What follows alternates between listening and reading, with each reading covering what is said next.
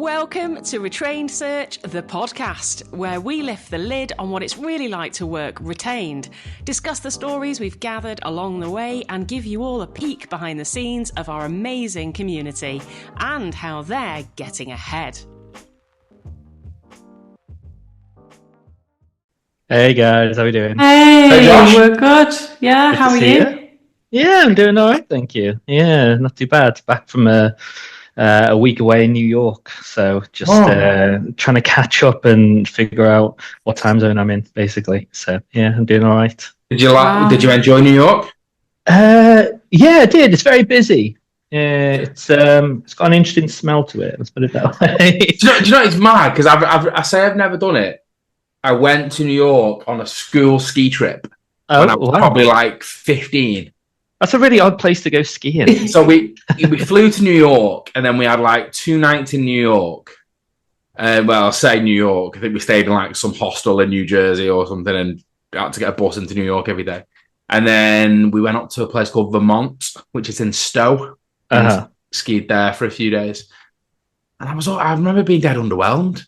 Yeah, but I was only like probably 15 at the time, right? So maybe I didn't appreciate it. And my wife's been desperately trying to get me to go back. I'm a bit like, I think I'd rather sit on a beach with a cocktail for a week. Yeah. Do you know what I found? I found that whenever you go to somewhere where there's these kind of like iconic tourist things that everyone says you must go and see, when you go in, there's almost like a sense of pressure, like, oh, I must feel a sense of awe when I get to the top of the Rockefeller or the Empire State or something like that.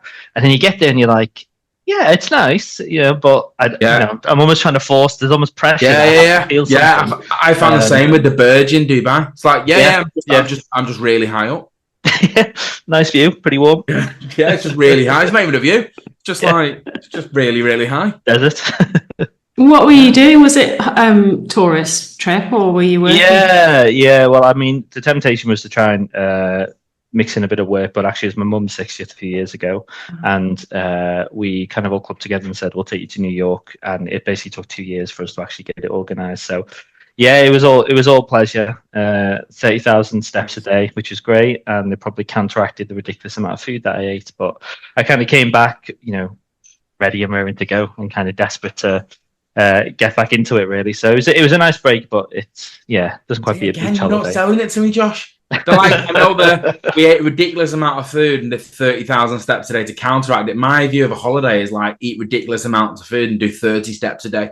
Yeah, definitely. It's not quite one of those. It's just the 10 steps from the pool to the buffet 3 times. I love it. I went when I was 18. My mum took me for my 18th birthday. What an 18th birthday present. And it was we went in December, and it was absolutely freezing cold, and I had to buy coat and jumpers and things like that because the wind just whistles down those streets, and it was absolutely icy.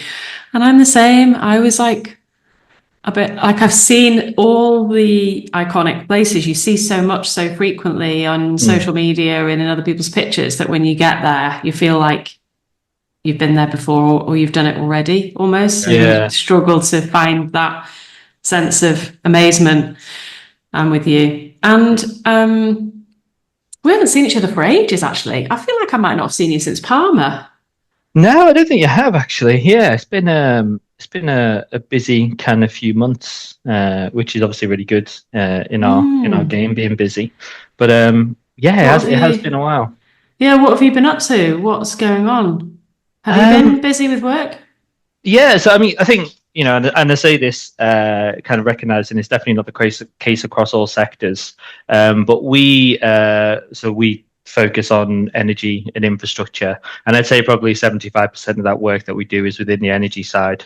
And we market ourselves as a search firm within real assets, so that could well include things like real estate as well. But about 75% of what we do is within energy.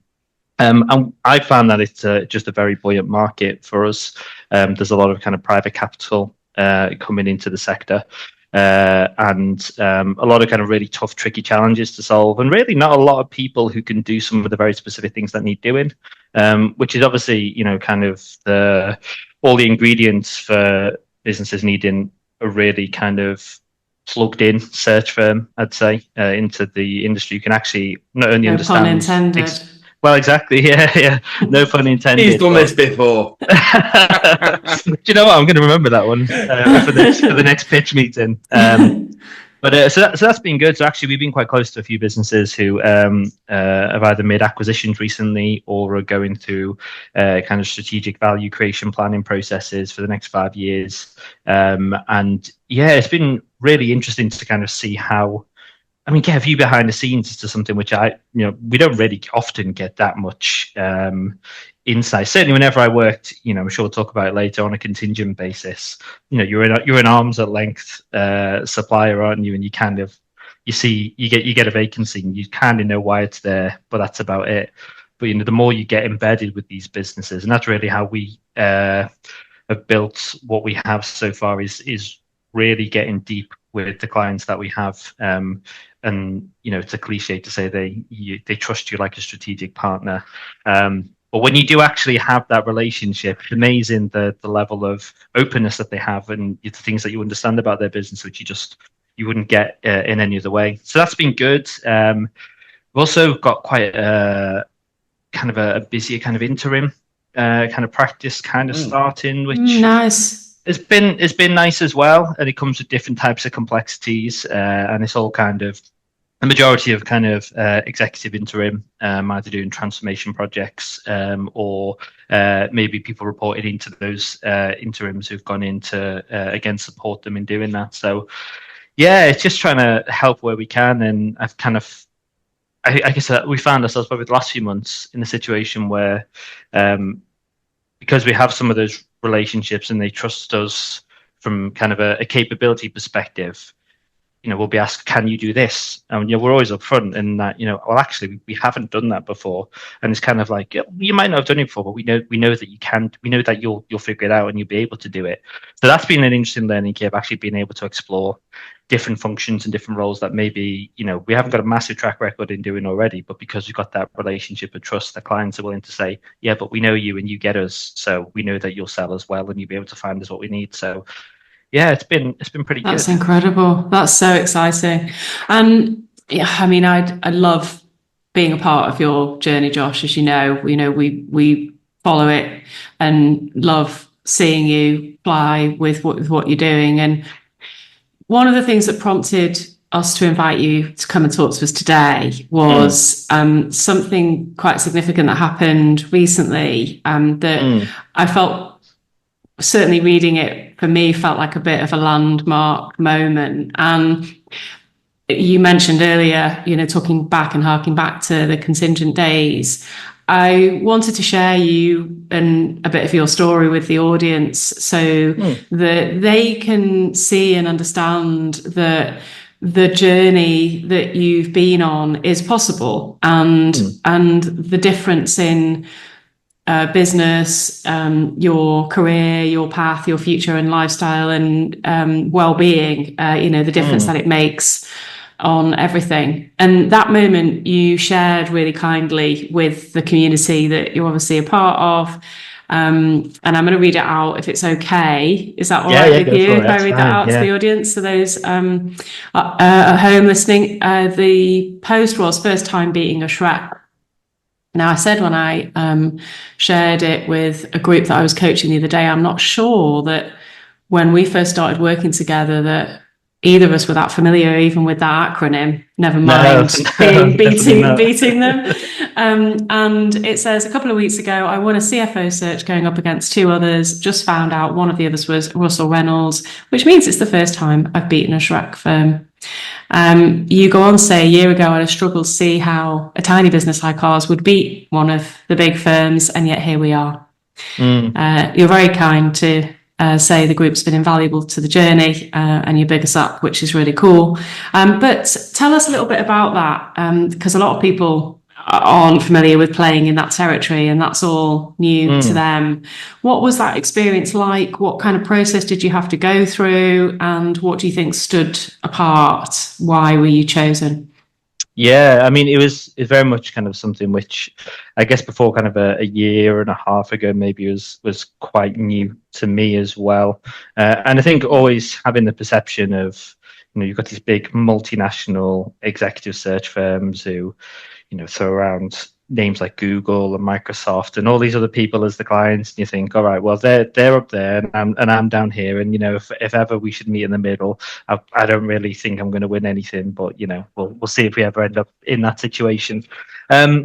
But in terms of the actual process, it was a client who I had done a bit of work for before, but not at that kind of C-suite level. So there was that relationship there, and I think that relationship it kind of really developed because we followed a really strong process. The process that is taught on the Retrained search course, and we were able to demonstrate capability further on, kind of down the food chain, as it were. And we were able to help them to make some really good hires, and they were really impressed by that. And actually, I think it was you do kind of a project for someone, and they give you another, and we pride ourselves and sell ourselves on if you give us a project, we will fill it. So every single thing that they gave us, we were able to fill it with someone that they were really excited about.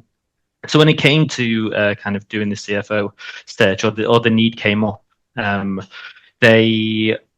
they're a private equity backed business, so they've got a lot of stakeholders involved as well. My relationship was really with the chairman, and then obviously you've got other stakeholders from the different investment firms as well, all of whom have various different past relationships and search firms, particularly with Shrek firms. And when it came to, okay, well, who are we going to ask to put in a pitch for this? One of them was Russell Reynolds, who was recommended by one of the stakeholders from the investors. The other one was, I didn't get the name for the other one, but I'm told they were kind of almost a tier below one of the Shrek firms. Still a big kind of international search firm. And then little old me, who, there's four of us who sit in my office here in Manchester covering the UK and a bit of Europe as well. But even being asked to get a seat at the table, that was very much because of the strength of the work that we've done, and actually treating those projects that we'd already delivered the same as we would treat a kind of CFO search. So they kind of know, well, if you show this level of diligence for the work that you've already had, and you transfer that onto this search, then we don't see any reason why that would fail. So we were asked to put in a pitch, which we did, and we delivered. And I think the thing that really clinched it was actually probably down to our knowledge of the sector. So the Russell Reynolds and the other search firm, they both pitched for a salary range somewhere between the kind of 280 to 320 mark, and they're both very adamant that this is what you have to pay. Whereas actually, we were able to demonstrate based on a previous search that they did that they're actually way off in terms of what the market demanded for that role. And we were able to demonstrate that by showing them the data that we picked up from the previous search that we delivered. Which kind of gave the client confidence that, well, actually, we're really plugged in. But also, as well, because of that trust that we built up, we really understood that business. So actually, we're able to kind of present to them, you don't need this thing here, which these people are pitching at. What you really need is A, B, and C over here. And we know that because we know the challenges that you're facing here, here, and here. And then the feedback that we got was basically you hit the nail on the head in terms of the things that are kind of going on in our minds and the challenges that we're facing. And that gave us confidence to be able to say, actually, this is a really credible pitch. So I think it was the knowledge of the client plus the in-depth knowledge of the market, which I guess some of the more general kind of international search firms, maybe don't have that in-depth knowledge of the specific market that we operate in. Was able to kind of get us over the line and move forward with it. And yeah, we delivered that and basically closed out that quite recently. And it's been great. It's been really successful. And what, if you don't mind me asking, what sort of salary level did you end up landing on? Yeah, so we ended up around the kind of 200 right. 20 mark. So from a client's perspective, you're probably 100k on the saved them a fortune, and then the all the bonus and things on top of that. And the reality is, like, they were just being sold something that they didn't need, and we were able to kind of demonstrate that wasn't necessary. And even at 70k, it's probably still quite a nice fee. for you guys? Yeah, it was Or it you was- slept well that night? yeah, definitely. And then there's kind of like, right, what's next? But you know, it is in this game. But yeah, so it was good, and it was really nice to be able to see us win a project against a much bigger firm, which I guess, like I say, a year or so ago, I didn't know whether that would be possible. We had a win recently in the foundation course as well. I don't know if you remember it, Lou, from Ryan, who's out in Tokyo. And he actually, there's a theme here. He beat Russell Reynolds as well. Oh, really? Research in Tokyo, and he said the exact terminology that his client used was ultimately what we decided is it came down to the consultant and not the consulting firm. And we wanted to pick the individual that we thought would work in partnership with us and give us the best solution. Yeah, I think I've got some experience of winning work against the big established firms too. As you know, Josh and Jordan, and I know you have too, Jordan. And what I've experienced is, yes, it's all very well being able to. Sorry, that's all right. It's all very well being able to sell on expertise and discipline, which is great, and that is an added advantage. But unless you tick all the other boxes as well, it isn't, because there are lots of niche firms. But the first and foremost is the groundwork on, is the process robust? Is the screening process covered? Is the research process exhaustive? Is the reporting where we need it to be? And they'll first do the due diligence on that. And then it's, okay, which one are we going to pick? So just like you say, getting to the stage where the baseline is covered in the confidence and comfort around the rigor of process, and then it becomes which firm or which consultant is best placed to carry it out, is an achievement in itself. To then be selected as the best partner for it and then deliver it is something else altogether. What I'd really like to do, if you don't mind, Josh, is take the audience back to, because this is a realm, winning work against the biggest executive search firms in the world at, what's probably 40, 50K fees for a single assignment. And where a lot of the people are that are listening, and where you were, it's what feels like a big gap, and so for some people feels unachievable, or that it's something that they're never going to be able to do. So would you tell us a little bit about where you've come from and how you've managed to get to where you are now?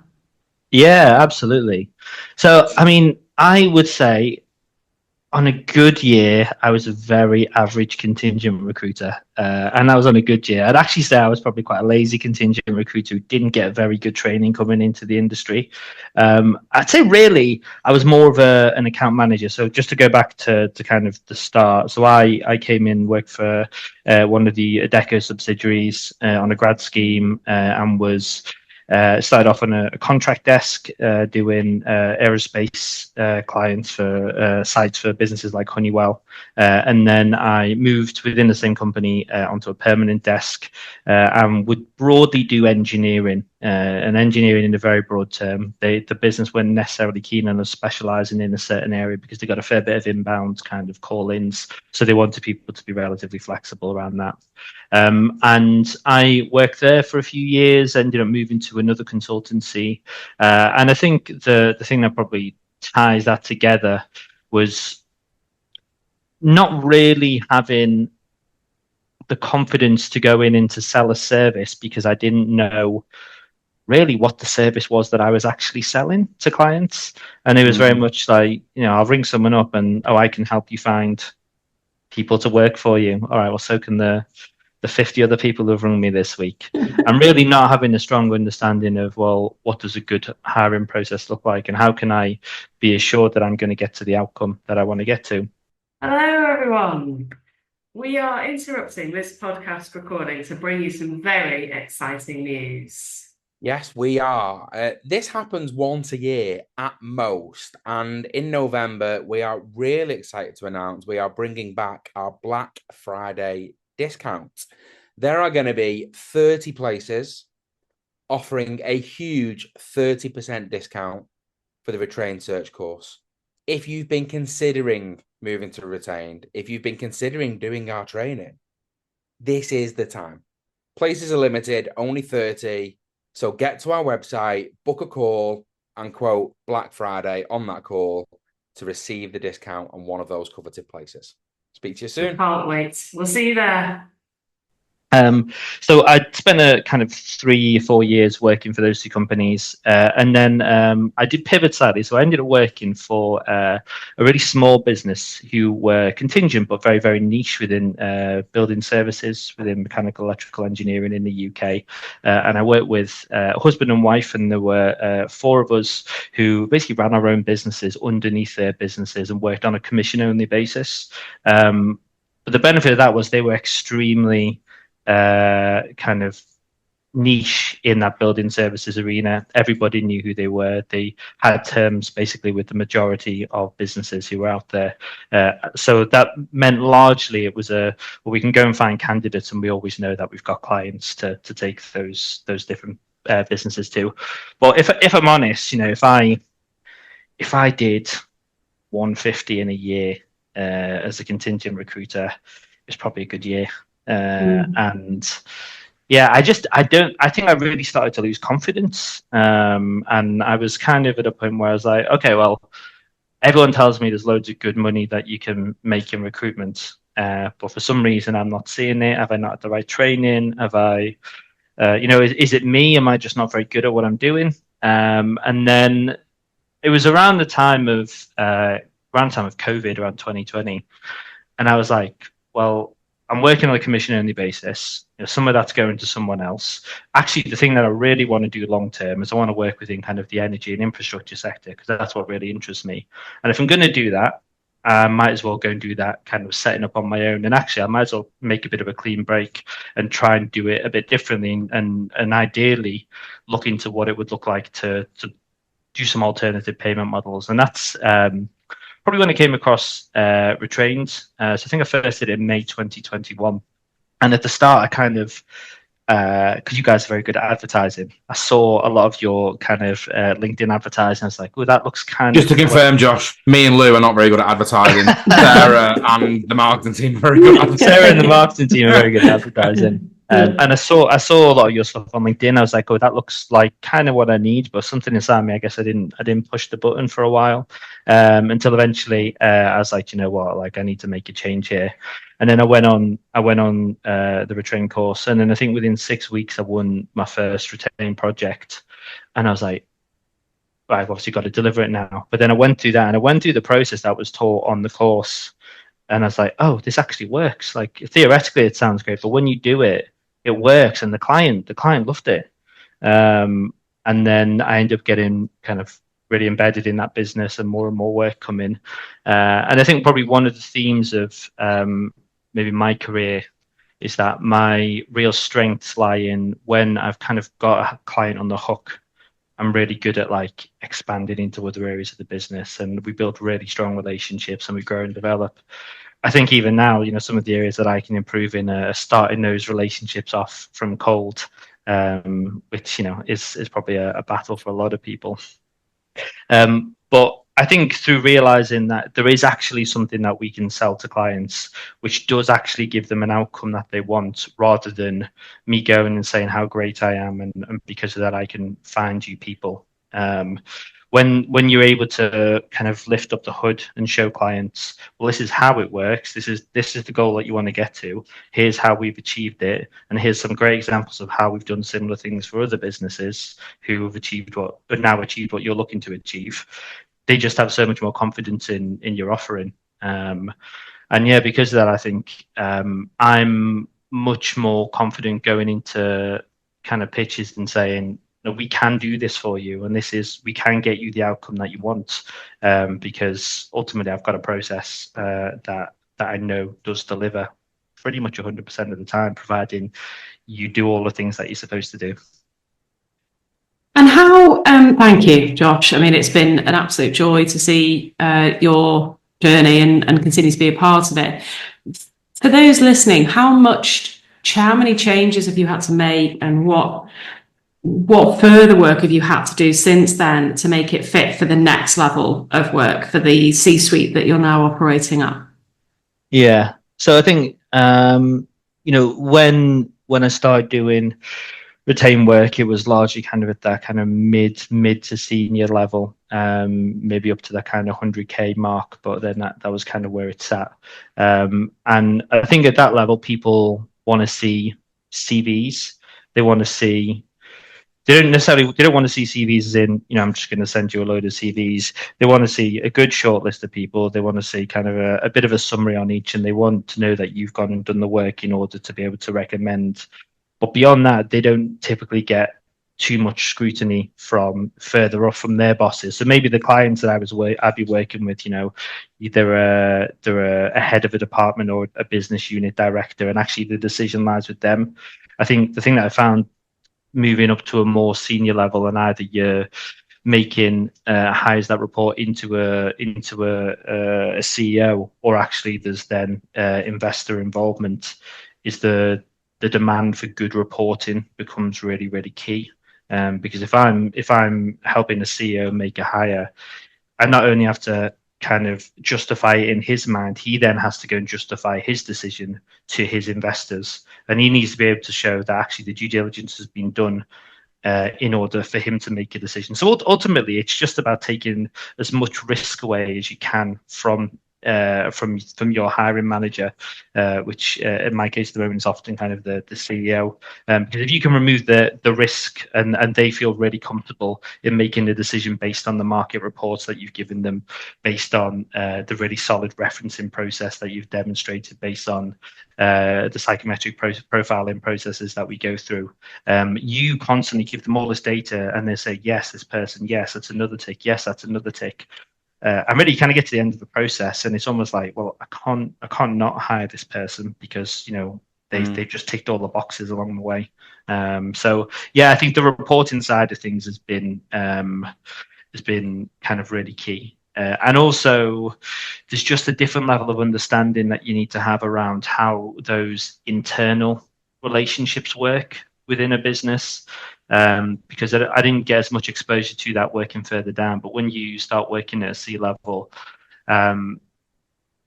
actually those priorities for different leaders at that top level in the business, they don't often always align. So actually there's an effort to bring everybody to the table, make sure nobody maybe comes in and sends the search off course by saying, no, actually, well, I think we need this.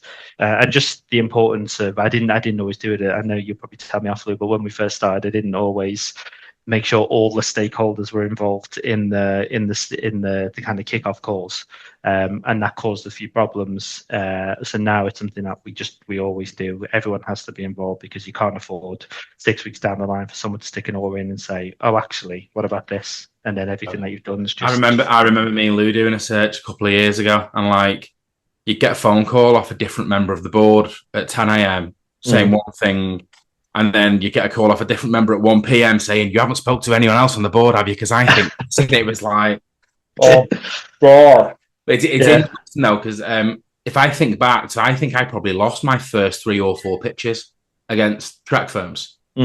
And what I kind of figured out is I was pitching to the stakeholders that I'd always worked with, like head of HR director, and they were picking the track firms because ultimately, even though the decision had been passed to them, it wasn't really their decision. And they felt more comfortable going to one of the track firms because it was like, well, if Corn Ferry fail, I can say, well, I went to Corn Ferry. Like, what do you want me to do? They're one of the biggest search firms in the world. Yeah. Right. Yeah. Whereas there was more of a perceived risk to coming to someone like me. And I was talking about this with one of our members the other week, and I'm not from an IT background, but he said, oh, it's like in IT, there used to be a saying where people would say, no one ever gets fired for hiring IBM.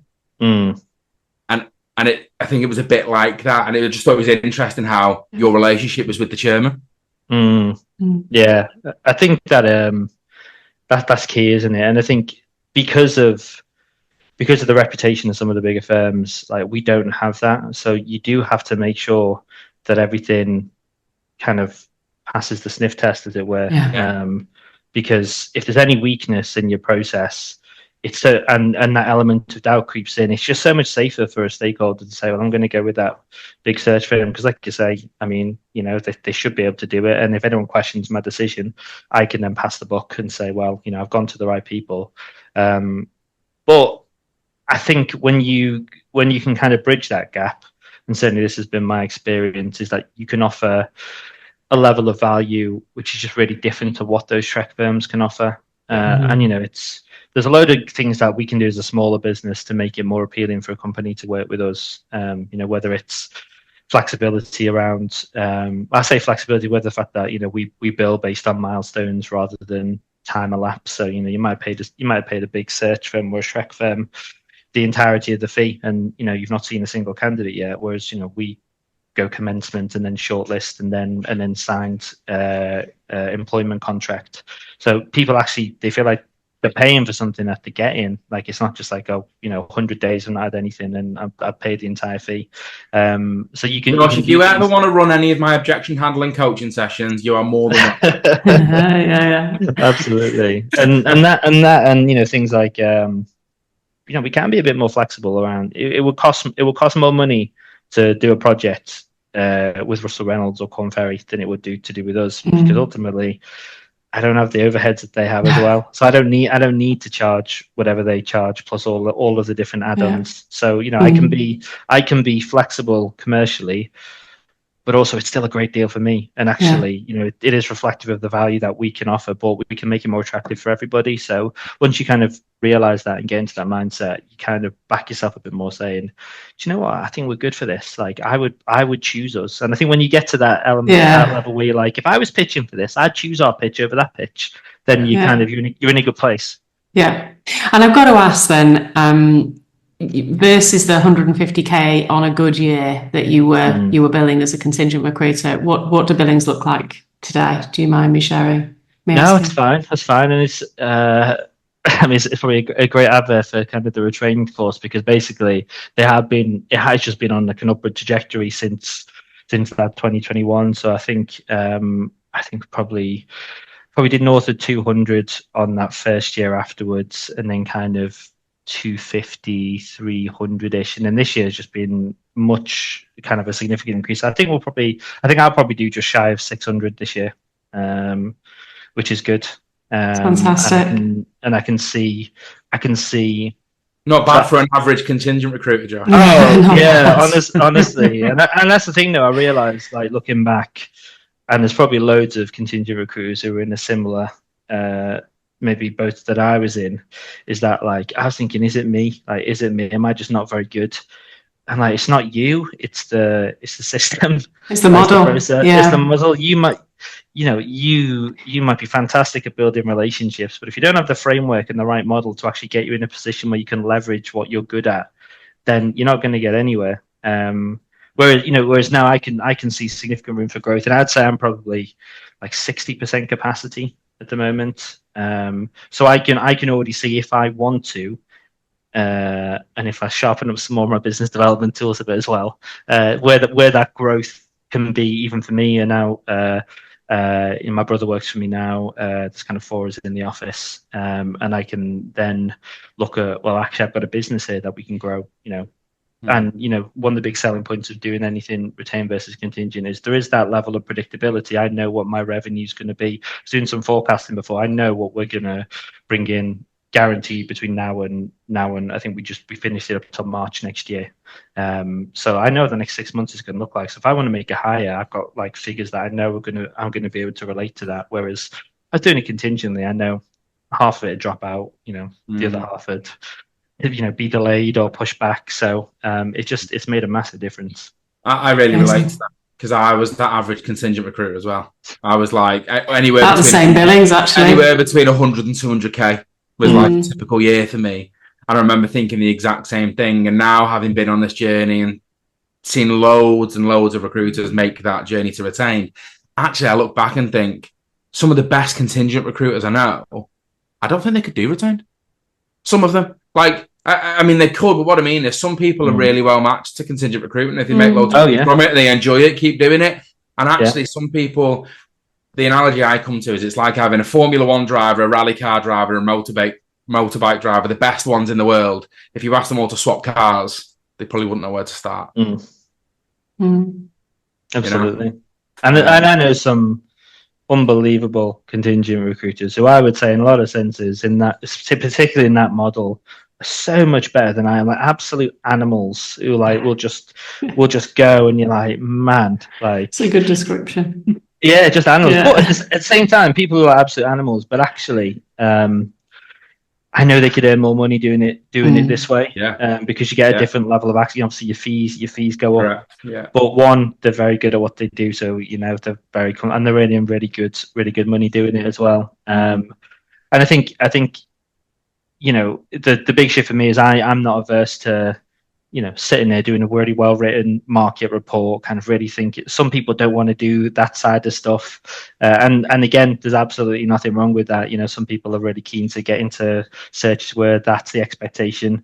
Other people are like, I want to introduce you to a great candidate I've known for ages, and I want you to trust me, and I want to make a placement, and I want to kind of run off and do something else. And like, if that's you, that's fine. But I think for the majority of, and I would say like those really awesome contingent recruiters that I know are definitely the outlier. I would say for 85, 90% of people would be so much better served by having that security of relationship, knowing that you're going to get paid for what you do, and being able to ultimately, like, it's given me the freedom to develop my skills. Previously, I was just worried about where's the next invoice going to come from, where's the next placement. Whereas now I'm like, oh, I've got this thing here, like behavioral assessments. I'd really love to explore how I can do this, and this with them. Yeah. I've got the time and the space to do that without being worried about some of the other kind of financial constraints that we used to have.